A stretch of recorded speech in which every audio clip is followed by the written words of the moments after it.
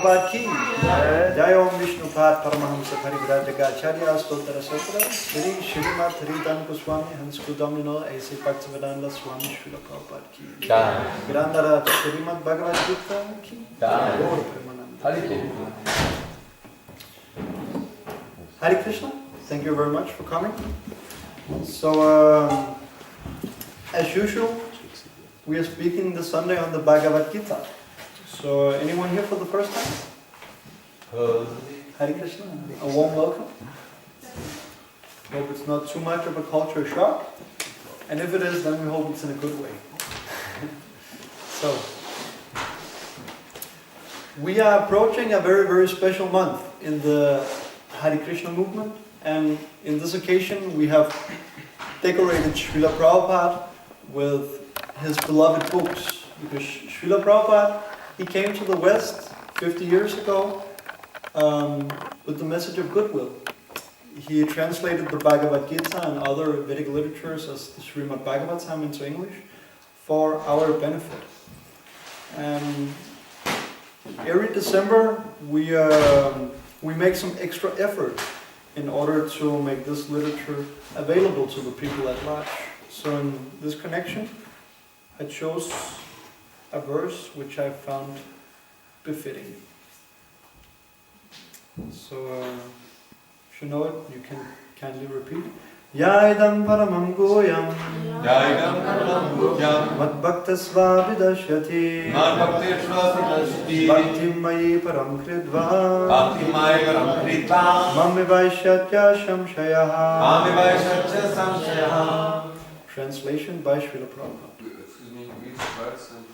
This is chapter 18, text 68. Sorry.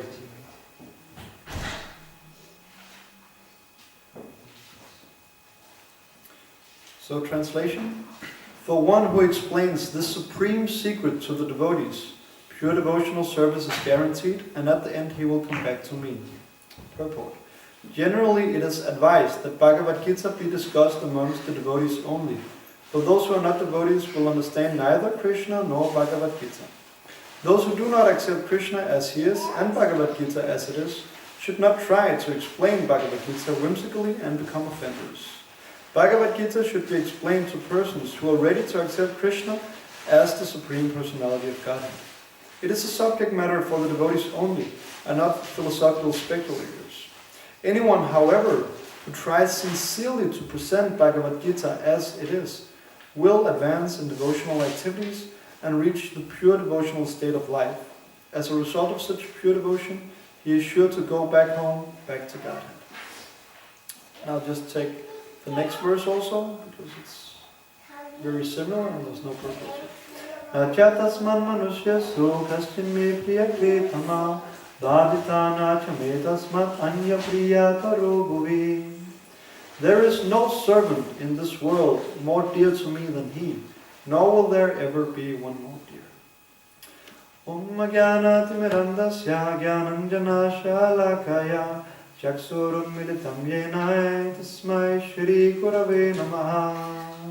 Shri Tatanya Manopistam Stapitam Yena Bhutale Svayam Rupa Kadamayam Dutati Svapatantikam Vanchakalpata Rupyasya Kripa Sindhupya Evacha Patitanam Bhavanebhyo Vaishnavebhyo Namo Namaha. Jaya Shri Krishna Chaitanya Prabhu Nityananda Shri Advaita Gadadhara Shri Vasari Gaura Bhakta-vrinda. Hare Krishna, Krishna Krishna, Hare Hare, Hare Rama, Rama Rama, Hare Hare. Hare Krishna. So Krishna, he says herein that if we give this knowledge unto others, if we share this knowledge, we become very much endeared to him, which is one of our objectives, or actually our only objective as Krishna devotees. So, but before getting too much into that, I would like to talk a little about what actually is this knowledge. Also, so those who are coming here first time, that you will get something to also take with you home.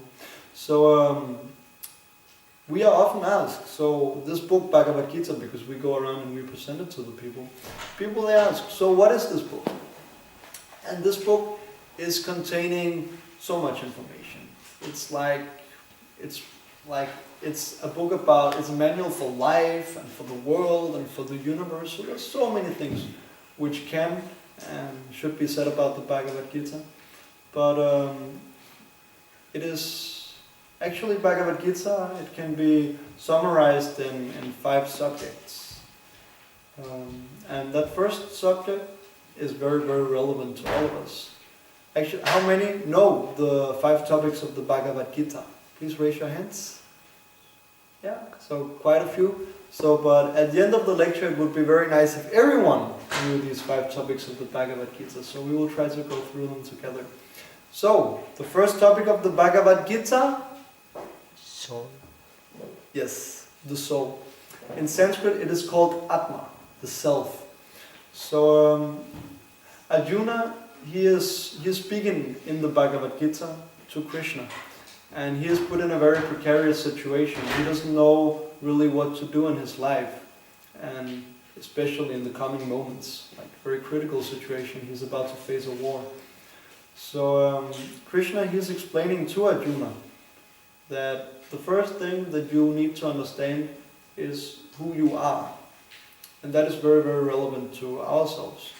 Because if we don't know who we are to begin with, then what's the point knowing so many other things if we miss this first point, knowing what's the spirit self? So Krishna is explaining to Arjuna in the Bhagavad Gita that the spirit soul is eternal. It is not finished when the body is finished, but it goes on living eternally as an individual person who is constantly seeking pleasure and seeking loving exchanges. That's the nature of the soul. So we see that symptomized in all living beings. Everyone is looking for love. Everyone wants to be happy. Everyone wants some social relations like that. Everyone wants knowledge to some degree. And everyone wants to live. No one wants to die. And everyone wants to be youthful. So there's so many qualities of the soul which we are hankering for. But we are put in a very precarious condition. We identify with these material bodies, which they change all the time. Krishna, he says, Dehinushminyatatehe kamaram javanam jara. Tatate hantara prapti dirasta dharana muyati. As the spirit soul, or as the body continually changes from boyhood to youth to old age, the soul similarly changes into another body at death. And a sober person is not bewildered by such a change. So that is the first thing to understand regarding the Bhagavad Gita. And the first thing Krishna, he mentions, that's the difference between the body and the soul, and the fact that the soul is eternal. So, we are spirit soul, and this spirit soul, it has to live somewhere. So, that is the second topic of the Bhagavad Gita, the atmosphere that the spirit soul is dwelling in. And that atmosphere is called? Prakriti. Prakriti, exactly. And for those who are a little bit rusty in Sanskrit, Prakriti means the material nature. So we are living in this material world. So matter is there all around us. Whatever we see, might seem to have quite some substance to it. This seems quite substantial. But actually what immediately meets the eye is not exactly what it seems to be. Because if we take a very, very close look, through microscopes and even microscopes, they can't make it, but actually this whole material world is composed of small little atoms, which are they are spinning around super quick, but we don't see this. So whatever we see, these forms composed of material energies, they are not really what they seem to be. They seem very substantial, but these forms, they are changing all the time. Nasato vidyate bhavo, na bhavo vidyate sata, upayo apidaristam tastva nanyas tadvadashi. But there are two energies. There's temporary energy, which is matter, constantly changing. There is no endurance. And then there's that which is eternal, the spirit soul, there is no change. So we should know these two and know the difference. And not be too attached to the temporary things which come and go. So that is the second topic of the Bhagavad Gita, Prakriti. So that is where we live. Thank you very much, Janardhan Prabhu. And so, the soul living in Prakriti, what is it doing? Karma. Yeah, karma. Everyone heard about karma before? Karma, action and reaction. Yeah, so no one can do nothing. We are constantly doing something at every moment from one moment to another. Yeah, so, and we learn from the scriptures that, and also just from our like practical experiences in the world, that all the actions we perform then bring reactions in return. So for, yeah, commonly said, for every action there's a reaction. What comes around goes around, like that. So Bhagavad Gita is explaining the intricacies about karma, how whatever we do, it binds us to a result in this world. So in that way, karma, our material actions, which are motivated like by our material desires, because we want to enjoy and we want to be happy in this world, they are binding us to this world. So whether people, they perform good karma, they behave in a very nice way and deal very nicely with everyone and everything, or whether one is just like completely like selfishly absorbed and a crude person like that, whether one is behaving very, very nicely or not so nicely, we are bound to this world. The comparison is given that you can be bound with shackles of iron. Yeah, basic prisoner, low-class prisoner, shackles of iron. But you can also be bound with shackles of gold. Now, is that much better? Not so much better. The gold in itself has a lot of value. Like you have like big heavy shackles of gold, and there's a like big ball of gold attached to it. Like there's a lot of wealth in that, seemingly. But what's the use if we are still bound by those very same shackles? So whatever actions we perform, good or bad, binds us to this world. Krishna, he gives the trick that if we want to be liberated from our entanglement in this world, then we should perform our activities in relation to him and actually learn to please Krishna, to please God with our activities, because pleasing God with our endeavors, that is the spiritual platform. That is the activities which are going on in the kingdom of God, where everything is meant to please the Lord. And everything which is not so, which is directed toward pleasing ourselves, that is the material atmosphere. So we perform one kind of activity with one motive, then we are bound. We perform another activity with a different motive, then we are liberated like that. So it's very important to understand karma. So Krishna, he's explaining all this very, very nicely. So, the soul, the Atma, in Prakriti, material nature, performing karma, like we are performing karma, we are performing actions. But in order to perform actions, we need something. In order to perform any action, because for example, we meet people so many times in the street where we try to distribute books, and we say, hey, can you maybe take a look at this book? And they say, no, no, no, because I have no time. I have no time. People, they are so busy. So if we want to do anything at all in this world, we need time. Yeah, so that is required. So time, that is the fourth topic of the Bhagavad Gita, and to understand the nature of time. And time is like, it's omnipotent, it's omnipresent. It's, if we think about it in a deep way, it's like it's ruling everything, whether you are a microbe or whether you are a king. Like from the atom to the galaxy, everything is under the jurisdiction of time. So even if someone is atheist, they say, oh, I don't believe in a God. I don't believe that there is nothing without beginning, with no end, which is controlling anything. If you have such a sentiment, then just, do you believe in time?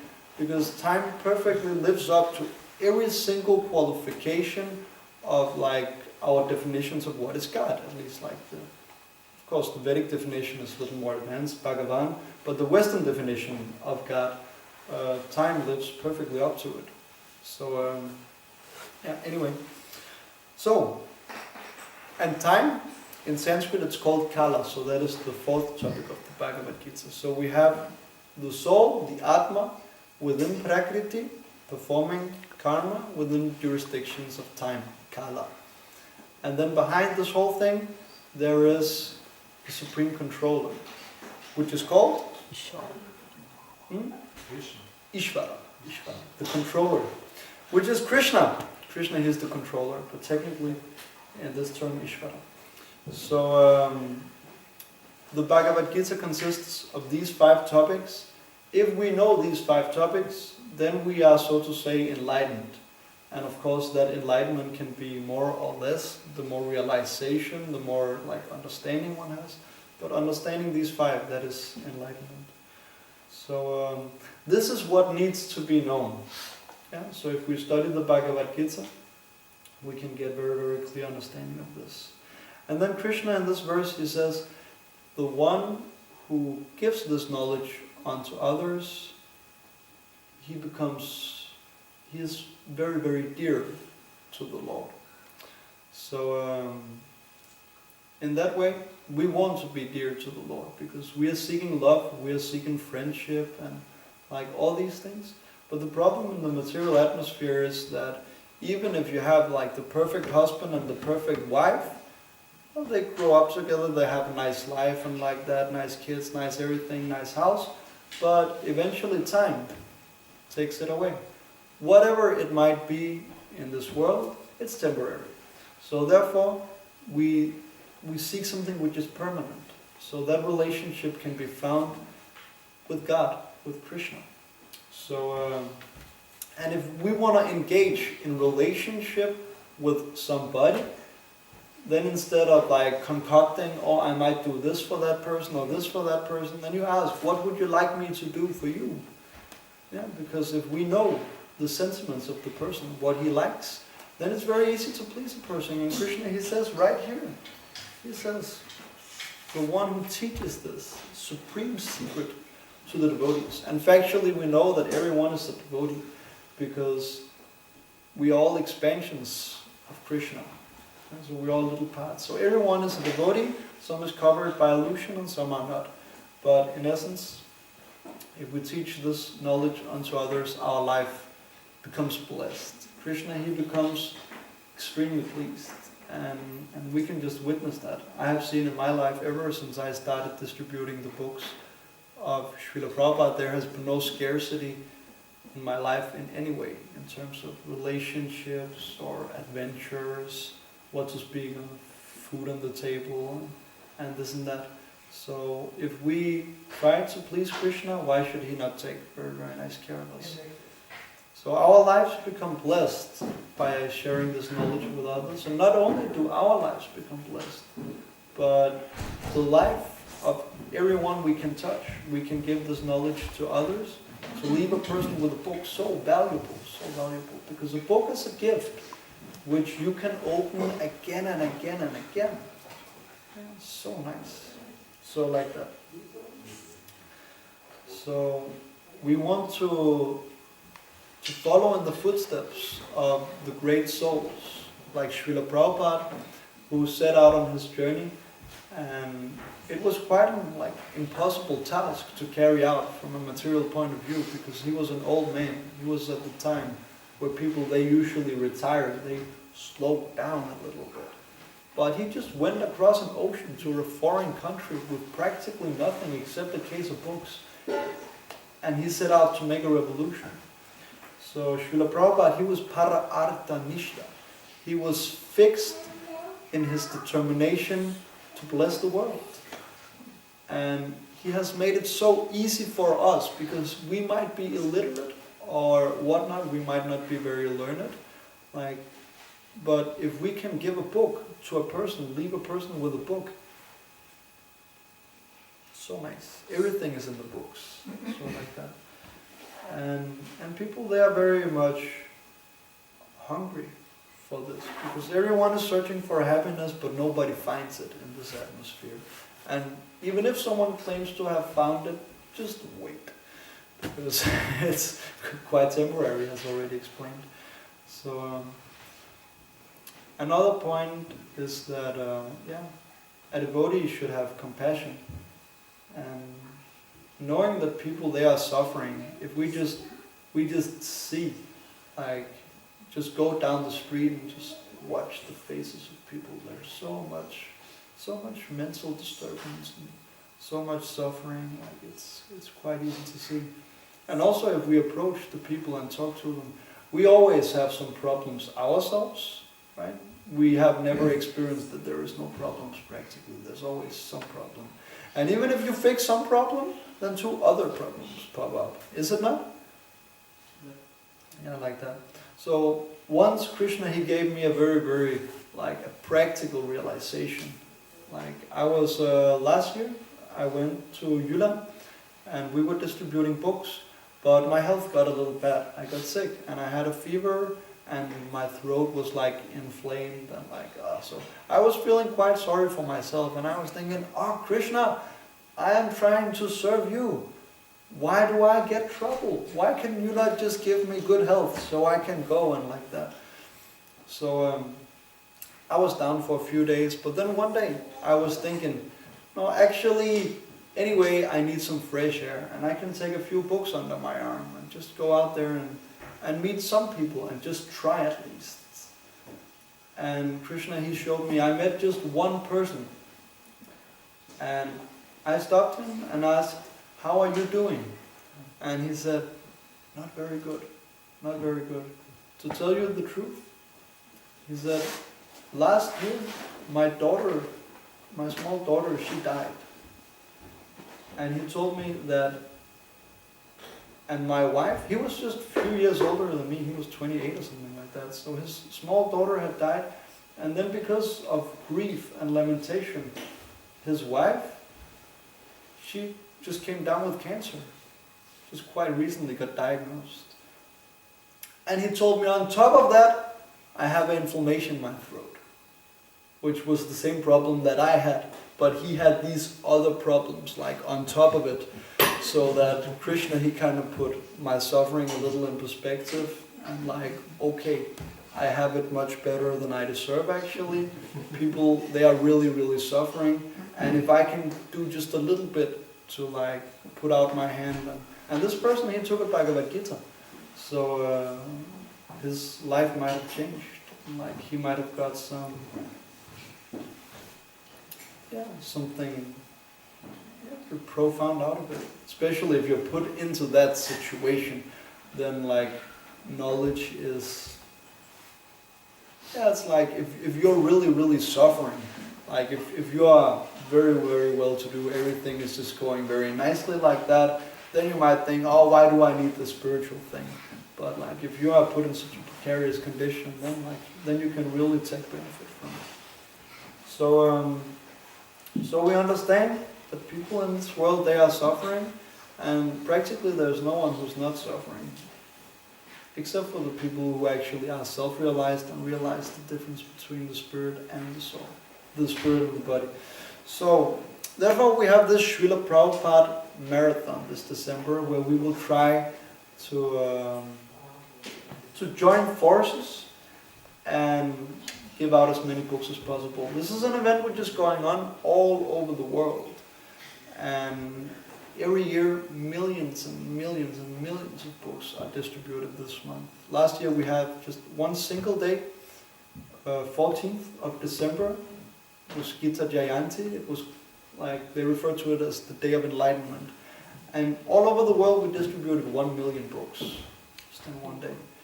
So here in Denmark we are a small temple, we are not so many devotees. It's not like India where you have hundreds and thousands of devotees, but we also want to try to do our bit. We also want to put a smile on Srila Prabhupada's face. We want to try to please Krishna like that. So last year, during this December marathon, we managed to distribute 3,000 books. So that was like a quite small number compared to like you have like 1 million in a day and like that. So, but at least we should try to, we want to increase it, we want to do better. So I'm thinking, I'm meditating very much on the number 5,000, and I hope that we will be able to do that, to increase our endeavors. And actually, one devotee, he stepped forward and he had a desire to do something special for Srila Prabhupada this year. So he donated to us. He wants to be anonymous, very, very humble soul, but he donated to us 10,000 kroner. And those 10,000 kroner, they will go to distributing free Bhagavad Gitas to schools, to libraries, like that. So his contribution, like so many people, they will be able to come in contact with the Bhagavad Gita. So we appreciate that very much. So like whatever one can do, some of us, we like to be there with the books in the hand and meet the people, which is also very nice. And this is not just some activity which is just for the monks and for the monks only. This is something everyone can do, and actually something like everyone should do. Considering, of course, if you accept the philosophy, if you are convinced about the philosophy. For those like who are not convinced about the philosophy, but who just recently came in contact with it, we encourage that you read the Bhagavad Gita and you try to understand this philosophy. You come with questions, you come with doubts, you come with challenges, whatever you might have. Because I found that for every question, for every doubt, for every challenge I could come up with, I got a pretty good answer. Better answers that I could get anywhere else. So if one can also just like crawl back in the hole, but actually try to see, okay, is this as bulletproof as they say? So challenges are welcome, doubts are welcome, and questions in general are welcome, just to get a deeper understanding of the philosophy. So new people we encourage like that. There are so many books which you can read. These books are not just for distributing, they're also for reading. And whether you are a newcomer or like you've been around for 30, 40 years, everyone can relish the Bhagavad Gita. So, but for those who are already convinced about the philosophy, please make it a point this December to distribute some books. Like whatever can be done. Like give yourself a challenge. Like, say, okay, I want to carry one book in my bag every day of the month. And at least I want to talk to like 4, 5 people or something like that. Just approach them, random people, like people who seem nice, maybe colleagues like that. And like talk with them and like bring up something like karma, reincarnation, and say, I have a very, very nice book about this. Maybe you would like to give it a read. So actually we decorated the Vyasasan here of Srila Prabhupada with books, and we hope that these books plus a lot more books, they will be gone by the end of December. And if you so desire, you can purchase. Like we have a special offer, like you can buy 10 Danish or English Bhagavad Gitas for 1,000 kroner. Take them with you home and distribute them to friends and family, and or like maybe you can sell them. You can even make some profit on it. And we have this smaller book which comes in big packs like that. Maybe Jai, can you give me one pack? He's beyond birth and death.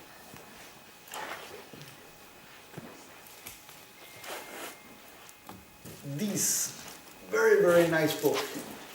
This pack contains 40 small books. Yeah? So this one pack can bless 40 people. That's amazing. It's like cluster bomb. Yeah, cluster bomb, exactly. You know these bombs, they blow up in the air and turn into thousands